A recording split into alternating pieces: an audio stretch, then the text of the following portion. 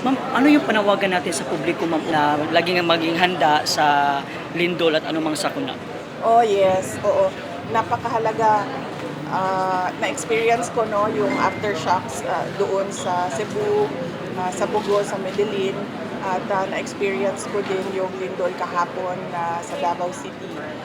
Napakahalaga talaga ng presence of mind na huwag kang mataranta. Mahalaga na maalala mo yung, duck cover and hold at, kung puwede nang tumayo para lumabas, kung safe na tumayo, lumabas ay lumabas kayo sa open area, open space.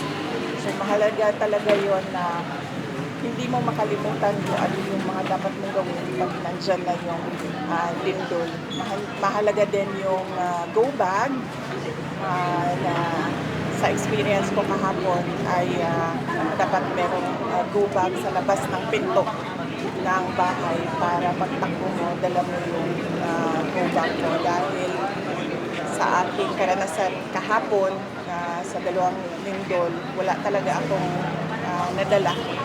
Kahit cellphone ko, hindi ko na siya nadala nung paglabas namin, pagtakbo namin palabas ng bahay. Tapos nangailangan ako ng towel doon sa labas at wala akong kahit anumang gamit na ano na magamit doon sa labas sa open space. So napakahalaga ng go bag na yon na nakalagay doon yung mga posibleng kailangan ninyo kapag kayo ay lumikas dahil sa linura.